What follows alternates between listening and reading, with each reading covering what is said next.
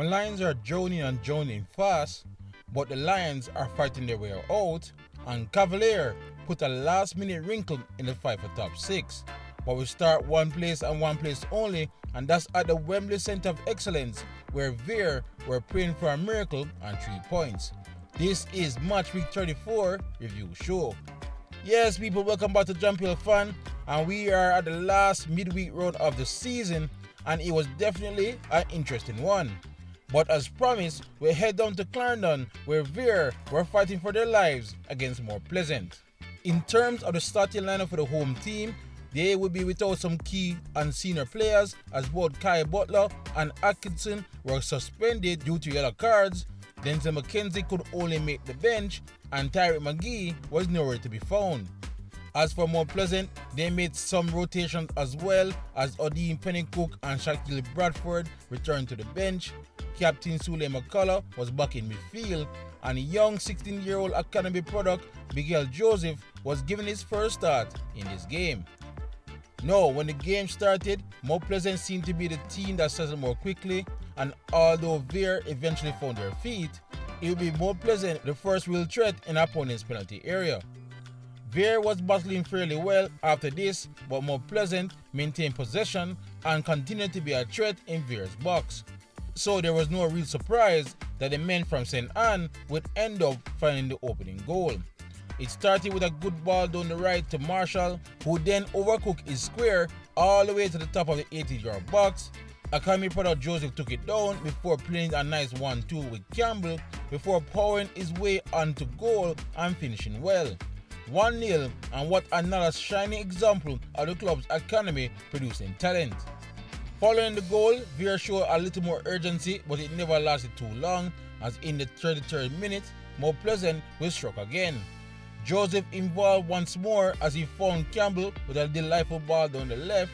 Campbell did well to cut in and take a shot with his right foot, forcing Edwards into making a save, but he only managed to par the ball into the path of Raheem Edwards for an easy tap in.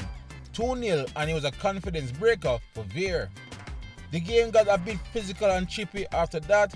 In fact, so much it led to an unfortunate injury. It started with Marshall spinning past Forbes down the right before working his way into the box, but with a heavy touch, he invited a tackle that proved to be a bit too fierce for his ankle. Marshall had to be stretchered off immediately and replaced by Franco Celestine, but at least he avoided going to the hospital, so here's hoping it's not too serious for the baller. When play finally resumed, More Pleasant almost found the third right before the halftime break, but this effort just went wide. That would be the last major event for the first half. Second half now, and it was a fast start by Vere, and they even tested Davis well with his effort on the target, but the clean sheet record holder was equal to the task. But by the 53rd minute, More Pleasant were back on the attack and brought a good save out of Edwards themselves right here. More Pleasant would keep up the pressure and search for a third, only to be denied by another decent save from Edwards on the shot by Green, but the league leaders were just having their fun at this moment. In fact, you could say it was too much fun, as I'm still got smacked that after this quick counter from Celestine and numerous efforts in the box, the scoreline remained 2-0 right here. But credit to them, they still had life and were still fighting when Rabina Gordon went down to the byline before whipping this tantalizing ball into the box, but the More Pleasant defense did just enough to keep things safe. But today was destined to be a More Pleasant day, and they finally wrapped things up with a break from Bradford down the left-hand side, who did well to keep his head up and pick up Franco Celestine at the back post for a simple finish. 3-0, and you knew it was coming. No surprise, there was no response from Vere, as the game would come to an end with an easy victory for the visitors. So it was a bit easy for More Pleasant in the end, but how was the game in terms of stats? Well, of course, More Pleasant would dominate possession 56-44 and completely obliterated Vere in total shots category with 18 to Vere's 7. The Stoosh in the bush also have 11 of that 18 on target, while Vere only managed 2 on target. 4 corners to the home team and 2 corners to the visitors. Okay, let's begin with More Pleasant. After going back-to-back games without scoring for the first time this season, Top of Whitmore must be pleased with 3 goals today despite them missing out on many more. He should also be really pleased with his young academy products, as Joseph seemed like another gem. Too bad the horrific injury to Alex Marshall spoiled the party. As for Vere, well, even if they had their main stars present, beating Mount Pleasant was always going to be an uphill battle. It's hard to see where they will pick up wins in the final 5 games, but once the chance remains, they just have to still believe in miracles. But none were to be found today, as it ended once again, Vere finishing at 0, Mount Pleasant 3.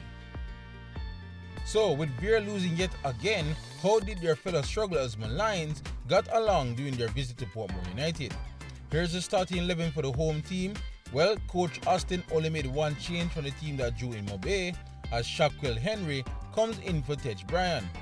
As for the visitors Molynes, McLaughlin makes a comeback, so too Devonnie Davis, and Peter McGregor still the preferred choice in attack. Well, it was a nervous start by Molynes as Portmore came at them early. In fact, Portmore would settle first and start to create some good looks at goal.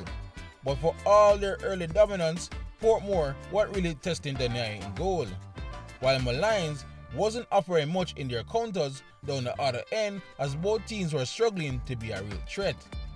I mean, this tame effort at goal will end up being the first shot on target, and disappointingly enough, the horror show in the final third would continue all the way up to the halftime break. Second half now, both teams started just as bad in front of goal, but at least Portmore would finally produce a moment of quality for the game's opening goal. Javier Brown played a delightful chip pass over the top for substitute Orlando Russell, who got to the byline before crossing into the near post, where Shaquille Henry was clever to stay in the defender's blindside before throwing the ball into the back of the net. 1-0, and finally something working in front of goal for Portmore. Literal moments after that, the same combination almost worked again, but Molynes this time did just enough to keep the score at 1. Molynes didn't have much of a response, although they tried via this free kick, but again, it was no trouble for Williams in goal.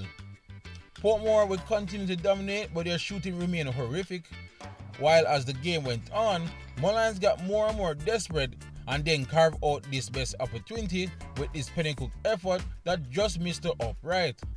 They kept on coming though, throwing all they had at Portmore plus the kitchen sink. But it was just not their day, as Portmore would eventually collect all 3 points at the final whistle. So a game where both teams struggled in front of goal, but how was the game in terms of stats? We have nothing on possession, but both teams were almost even on total attempts. Portmore was slightly better though when it came to actually getting some on target. There were 1 yellow card apiece, no red cards, and both sides were even on corners. Okay, let's begin with Portmore here. I can't even put it up anymore. Portmore are truly awful, and I mean awful, in front of goal at the moment. They are even worse at the moment without Jeremy Lynch, and with Russell making some differences off the bench. Maybe it's time to give the striker a start. As for Molynes, they are just as bad, but unlike Portmore, they don't have a stellar defense to bail them out. A strike force with McGregor, Wright, Pennycook and Davis should really be doing better, especially against other teams that are near the bottom of the table. Time is running out. Anyway, for now, it ends once again. Portmore United 1, Molynes United 0. Harbour View is another club that is struggling for points and goals as they hosted top 6 hopefuls Racing United in our next game. In terms of the starters for the home team, it's a case of deja vu as the starters from their last game against Dunbeholden remain the same. As for Racing United, they made 2 changes. Jimoy Jones was out as Romain Walters come in, and youngster Stefan Spence was replaced by veteran forward Andre Clennon. Now, when the game kicked off, it was an even start by both teams as they each enjoyed some time on the ball, but then for the next 25 minutes, Harbour View dominated possession but failed to really do anything with it all this time. Towards the end of the half, Racing would get their chance in possession, but they too really threatened Bennett's goal. Luckily, second half was a bit more interesting as both teams upped their tempo. The only problem was, shots like these from Bashko was what the spectators were witnessing. but they would end up having a much better attempt, and it came from nearly 40 yards out as Ronaldo Biggs almost scored a worldie with this free kick, but Bennett was watching it the entire way. Harbour would eventually come back into the game and even produce the game's controversial moment. A simple bouncing ball was played into the box and it wreaked havoc in the racing penalty box before one defender cannoned the ball off the arm of another in his attempts to clear it. This is one of those grey areas in the handball rule, as I'm sure in that split second, the referee decided that the ball hit the arm at close range, too close for the player to even react with the arm in a natural position. I will leave this one to you guys in the comment section. Anyway, that will be the last major action in this contest, so another 0-0 game, but how was the game in terms of stats? Well, Racing ended with more possession, 57-43, but Harbour had more total attempts with 8 to Racing 7. 2 on target for the home team and 3 on target to the visitors. 81 dangerous attacks for the Stars of the East and 69 dangerous attacks for Racing. 6 corners to Harbour and 4 corners to Racing United. Okay, let's begin with Harbour. Again, they were held scoreless, and it seems, regardless of what trio starting up front, goals continued to elude them. But they still picked up a point, and these scrappy performances may just be enough to survive. As for Racing United, well, the hypercritical would say that if you believe you're a playoff team, these are the type of opponents you just have to beat. The squad is still young, so it's not surprising they have a blip here and there. Anyway, once again, it finishes Harbour 0, Racing United 0. We now move on to the current team that is in 6th, as Tivoli hosted 5th place Cavalier at the Edward Siaga complex. In terms of the lineup for the home team, rotation be damned, as Jerome Wade also opted to play the same starting 11 from their last match against Mount Pleasant. As for the Caribbean champs, well, Vina Barclay was back in goal, Justin Dunn gets the nod up front, and Giovanni Lang continues to be out with injury. Clearly, Cavalier did not come here to play around, as they started the much the better team, focusing most of their attacks down the right hand side. And when that didn't produce anything, they would then turn to the left hand side as they dominated the early proceedings. Tivoli would eventually have a moment of retaliation, but Cavalier would just quickly move down to the other end and produce a big save right here via Atkinson's effort. But Tivoli would have an even bigger chance when Nelson somehow got free behind the Cavalier back line, and facing Barclay, he only tried steering a sharp pass to St. Lucian, but it was well saved by Cavalier's number 1. Then, as the first half drifted along, both teams were cancelling out each other, with Busy looking the only player out there enjoying playing in these windy conditions. Speaking of the win, he would play a key role in Tivoli retaining possession right here before another square was sent into the back post for Alton Lewis to stylishly tuck it home for the opening goal for the home side. 1-0 and yet another clean sheet gone for Cavalier. There will be no real response from Cavalier before the halftime break, but second half started with a pair of threatening free kicks from the Duncan Destroyers, but both of them never really amounted to anything. The half would then turn out to be a quite interesting battle, as Cavalier was pushing for the equalizer but was finding Tivoli's defense quite stubborn. Cavalier would keep up the pressure with waves after waves of dangerous attacks, but again, Tivoli defense stood firm.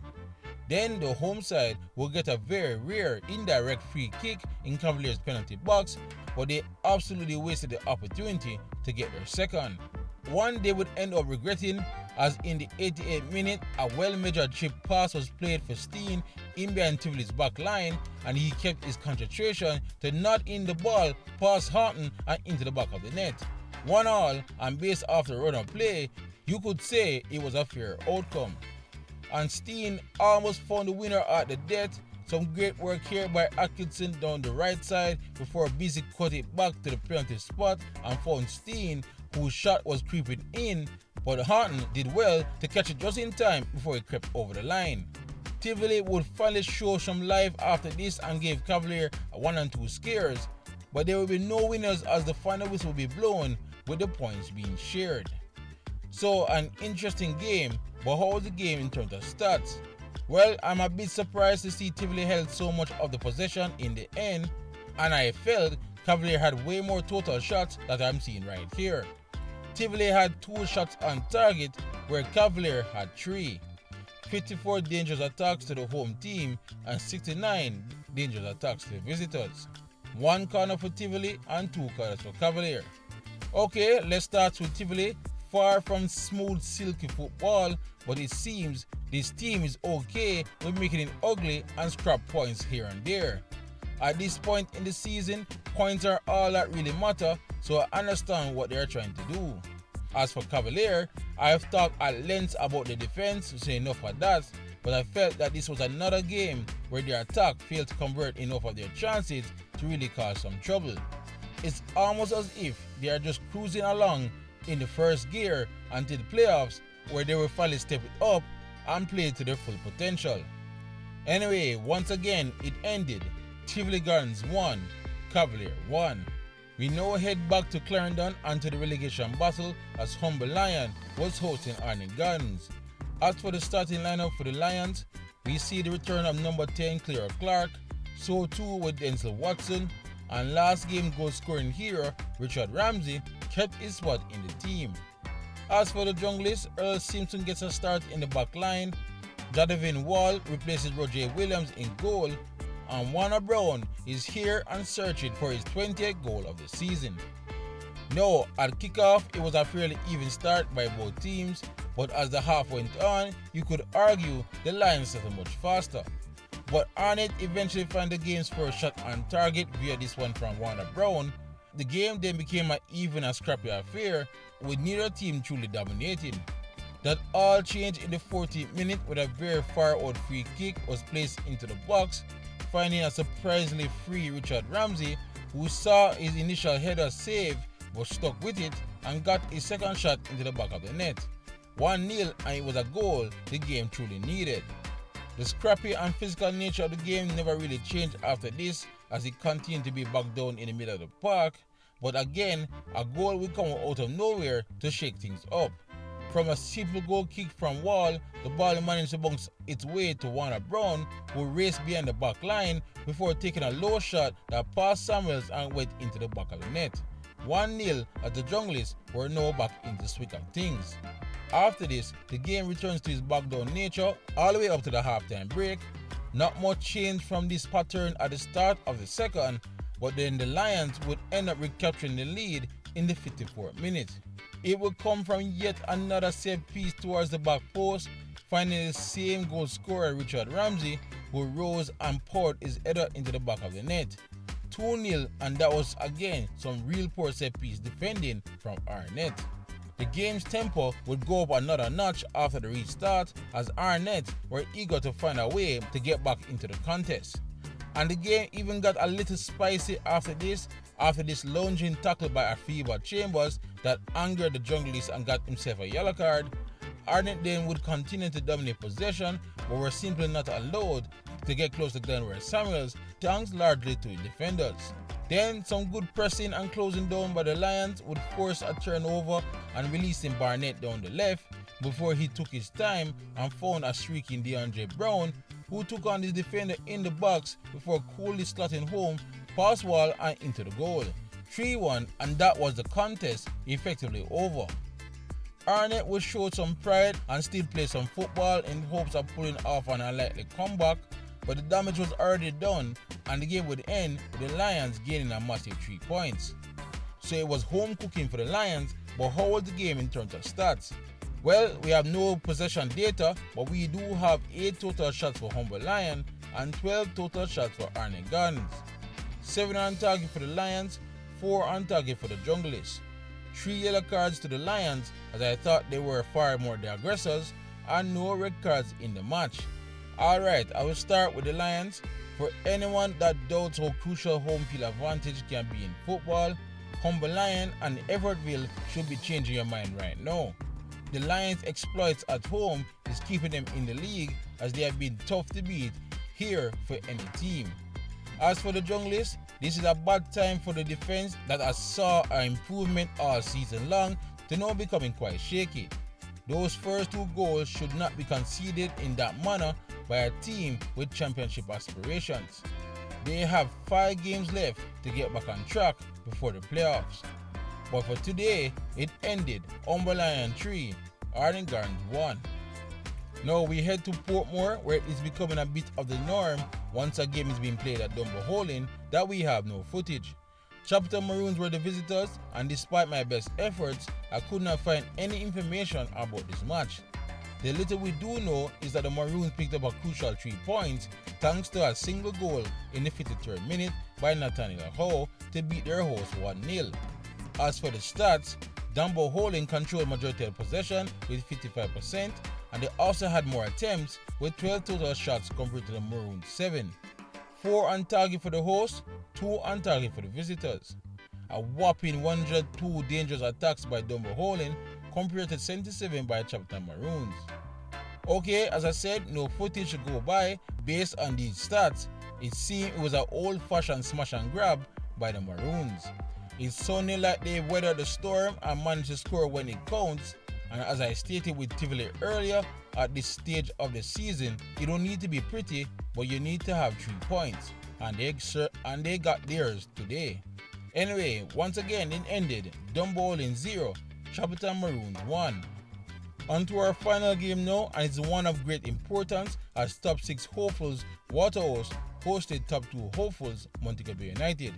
Let's look at the starting 11 for the host. Creative midfielder Denard Thomas makes a return, and there were even changes at the back with both Rashawn Amos and Elvis Wilson getting a nod in defense. As for Mobe, Chanel Thomas is fit enough only to make the bench. Darnell Hospitales was back into the team, as well as Nevon Turner in midfield. Now, when the game started, Mobe dominated the ball, but it never too long before this match became a real physical affair. But Mobe would go on to produce a big chance right here on display with this nice one-time pass by Gordon to the back post, but no one in red could get a foot on it to turn it home. After this, Waterhouse started to come back into the contest and made the general run of play a more equal one in the first half. Then they would create real danger for the Mobe back line when they kept alive a play from the corner before firing a low cross across the 6-yard box that the defender only just managed to clear. It was a sign that the Firehouse were truly up for the fight. After this, Mobe would create more half chances with Phillips whipping in some dangerous looking ball from set pieces and open play. Hell, Mobe was even utilizing some well targeted long throws as they looked for any small advantage they could find, but Waterhouse would keep this scoreless going into the halftime break.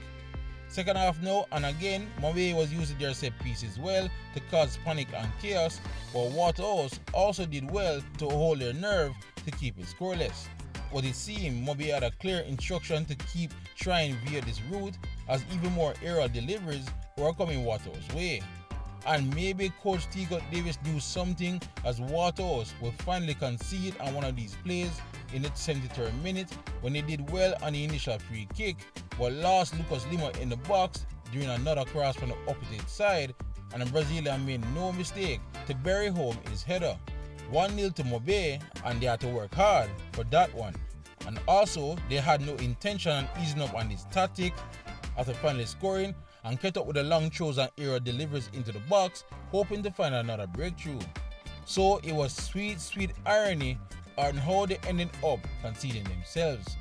In the dying moments of the game, Waterhouse have a free kick of their very own that launched into a crowded Montego Bay box, and they won the first header, flicking it on to the back post for Nevada Blair to pounce and nod it in for the equalizer. 1-1 and a crucial point for Firehouse Nation. Of course, the game would end right after that as both teams shared the spoils, so it was a very interesting tactical matchup, but how was the game total stats? Well, Mobe had more possession with 53% compared to Waterhouse 47%.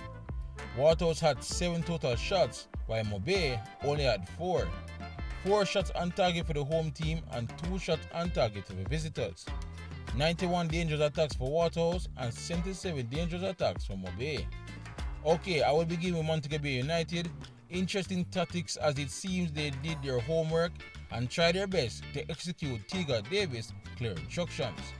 It almost worked, and a warning sign to their fellow playoff teams that they are willing to mix things up come May. As for Waterhouse, after beating the likes of Vere and Harbour, the third best team in the league was always going to be a challenge. I won't say they passed with flying colours, but at least they fought to the very end and got a point. A crucial point in fact, since their top 6 rivals also drew this match week and they have Molynes to play next weekend. For one final time this season, it ends Waterhouse 1, Montego Bay United 1. So that's match week 34. The relegation battle has become clearer and clearer, so is the race for top 6. As I stated before, there's a full slate of matches this weekend. Molynes will face Waterhouse, Humble Lion are at home once again versus Portmore, Mount Pleasant are back at Draxall versus Harbour, Bay will host Dunbeholden, Racing will take on Chapelton Maroons, and we got the final West Kingston derby of the season this Monday night. And let us not forget the big one where Cavalier will take on Vere Phoenix United. But alright folks, that's all I got on this latest match week review show. Thank you all for watching, and please like, subscribe and share as we look to keep you all up to date on everything in the Jamaican Premier League leading up to the final in May. Otherwise, for great JPL content, you're already at the right place, JPL Fan. YouTube, big up yourself.